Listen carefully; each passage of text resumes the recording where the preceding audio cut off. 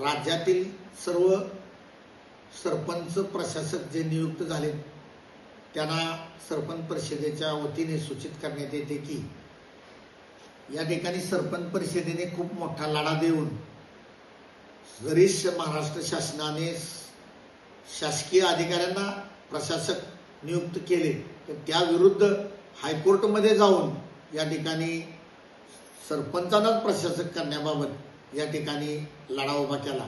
त्यामध्ये ग्रामविकास मंत्री आदरणीय जयकुमार गोरेभाऊ, राज्याचे मुख्यमंत्री, दोन्ही उपमुख्यमंत्री यांना समक्ष सर्व पदाधिकाऱ्यांनी भेटून आम्ही की सरपंचच प्रशासक का असावा यासाठी त्यांना प्रवृत्त केलं आणि त्या पद्धतीनं मग त्यांना ते पटलं आणि त्यांनी त्यानंतर मग महाराष्ट्र शासनानं हायकोर्टमध्ये शपथपत्र दाखल केलं की सरपंचांनाच प्रशासक करा आणि का करावं ती कारणं दिली।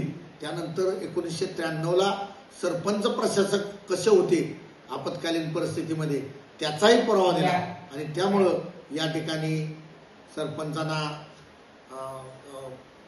प्रशासक हायकोर्टाने निर्णय देऊन आदेश दिला आणि त्यानुसार महाराष्ट्र राज्यातील 14,000 सरपंच या ठिकाणी प्रशासक म्हणून या ठिकाणी नियुक्त झाले।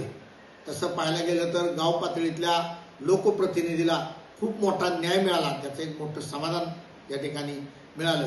परंतु काही उच्चापतीखोर लोक दररोज एखादी याचिका कोल्हापूरला करणार, औरंगाबादला करणार, नागपूरला करणार, मुंबईला करणार आणि विनाकारण असंतोष पसरवण्याचं काम करते। परंतु मी सर्व सरपंचांना एवढंच सांगतो, सरपंचांची प्रशासक नियुक्ती झालेली आहे ती कदापि रद्द होणार नाही। ती जोपर्यंत निवडणुका लागत नाहीत तोपर्यंत ती सरपंच प्रशासक म्हणून असणार, बॉडी सर्व त्यांच्याबरोबर नियुक्त केलेली बरोबर असणार आणि त्यामुळं विनाकारण कोणीतरी काहीतरी परिपत्रक काढून टाकते आणि त्याच्यावरती संभ्रम निर्माण होते। कालच एक परिपत्रक ग्रामविकास विभागानं दिलं, परंतु सरपंचांनी अभ्यासात्मक वाचलं पाहिजे। त्या परिपत्रकामध्ये स्पष्ट लिहिलेलं आहे, काय लिहिलेलं आहे तर विषयामध्ये लिहिलेलं आहे की ज्यांनी याचिका करते त्यांनी सरपंच प्रशासक रद्द करा व शासकीय अधिकारी नियुक्त करा असं त्यांनी मागणी केलेली आहे। तसा आदेश हायकोर्टनं दिलेला वगैरे नाही आणि खर्चाचे फक्त मोठ्या खर्चाचे नवीन टेंडर करणे इत्यादी बाबीबाबत फक्त या ठिकाणी 7 तारखेपर्यंत निर्णय राखून ठेवलेला आहे। दैनंदिन खर्च करणे, सर्व विकास कामे करणे, सर्व दाखले देणे, सर्व पाठीमागचे राहिलेली बिलं अदा करणे हे सर्व अधिकार सरपंच प्रशासकांना आहेत। त्याबाबत या ठिकाणी महाराष्ट्र शासनानं सूचित केलेलं आहे आणि तसं या ठिकाणी सरपंचांनी जाणून घ्यावं। मला एवढंच आवर्जून सांगायचं आहे, ज्या वेळी सरपंचांच्या बाबतीत निर्णय घ्यायची वेळ येईल त्यावेळेला अभ्यासात्मक लढाई करण्याचं काम सरपंच परिषद पुणे महाराष्ट्राने केलं। श्रेय घेणारे खूप असतात, खूप जण घेतात, ठीक आहे, सर्वजण सरपंचासाठी धडपडत असतील, परंतु काय कधी केलं पाहिजे आणि कधी कुठला निर्णय कसा घेतला पाहिजे याचा ज्याला अभ्यास आहे तीच लढाई जिंकू शकते आणि त्याच पद्धतीनं आम्ही या ठिकाणी लढाईमध्ये उतरलो, जिंकून दावली। यदा कदाचित बरेच लोक महाराष्ट्रातले कायदे तज्ज्ञ म्हणत होते की सरपंच हे प्रशासक होऊ शकत नाहीत, परंतु सरपंच परिषद पुणे महाराष्ट्र याचिकाकर्ते अरविंद दळवे असतील, दीपक पाटील असतील, आमचे बुलढाण्याचे, शिर्डीचे आमचे दिनकर पाटील असतील, या सर्व मंडळींनी या ठिकाणी हिरिरीने भाग घेतला।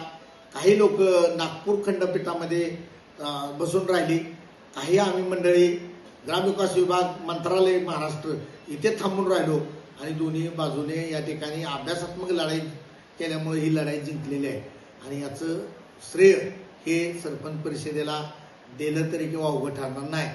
मला एवढंच सांगायचं आहे सरपंचांना की सरपंचाला नियुक्त केलं प्रशासक म्हणून शासनानं केलेलं आहे, जो अगोदरचा सरपंचांना अधिकार आहे तोच पूर्ण अधिकार आहे। कुणी जर काय म्हणत असेल की तर तसं नाही, सरपंच हा ज्या पद्धतीनं अगोदर जे अधिकार होते ते सर्व अधिकार सरपंचांना कायद्याने बहाल झालेले आहेत। सरपंच प्रशासक ज्या पद्धतीनं अगोदरचे सरपंच होते तसेच सरपंच प्रशासक आहेत आणि गाव पातळीतले सगळे निर्णय घ्यायचे अधिकार सरपंचांना आहेत. कुठंतरी कोणतरी काहीतरी उठवतंय आणि सरपंच हा गाव प्रमुख आहे. सरपंच काय लग्नात नारळ घ्यापुरता लोकप्रतिनिधी नाही. सरपंच नसेल तर गाव चालू शकत नाही. सरपंचांच्या आणि ग्रामपंचायतीच्या कर्तव्यात थोडीशी जरी कमी कसूर झाला तरी तो गावाला त्रास होतो आणि त्यामुळं शासनाला हे पटवून दिल्यामुळं शासनानं सर्वाधिकार पुन्हा एकदा सरपंचांना बहाल केले आहेत आणि माझं मत अगदी स्पष्ट आहे की जवळपास दीड ते 2 वर्ष दीड वर्ष तरी साधारणपणे निवडणुका लागणार नाहीत. तोपर्यंत आहे याच सरपंचांना विकास कामं करण्याचा आणि गाव कारभार करण्याचा अधिकार राहणार आहे. त्यामुळं कुठलंही या ठिकाणी राजकारण न करता ही संधी आपल्याला पुन्हा एकदा राजकारण विरहित प्राप्त झालेलं आहे. त्यामुळं या संधीचं राजकारण विरहित गावामध्ये 1 वर्ष दीड वर्षामध्ये पुन्हा तुम्हाला संधी मिळालेली आहे. त्या संधीचं सरपंचांनी सोनं करावं आणि येणाऱ्या काळामध्ये सर्व सरपंचांनी जे काम तुम्ही मागल्या पंचवार्षिकमध्ये हिरिरीने केलंय त्यापेक्षा ते तुम्ही पार्टीचं म्हणून सरपंच नियुक्त झालेला होता, परंतु आता तुम्ही शासनाचे प्रतिनिधी राजकारण विरहित या ठिकाणी नियुक्त झालेला आहात.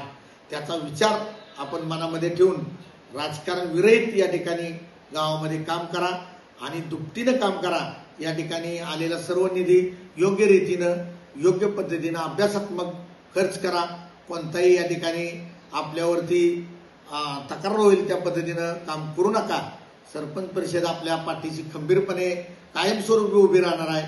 सरपंचांचं मानधन असेल, सरपंचांचा इतर बाबींचा विषय असेल, सरपंचांना येणाऱ्या गावातील अडीअडचणी असतील, या बाबतीत कधीही किती वाजता सरपंच महाराष्ट्रातल्या फोन झाला तरी त्याची लगेच दखल घेऊन या ठिकाणी त्या सरपंचांना पाठीमागं उभं राहण्याचं काम सरपंच परिषद करत आहे.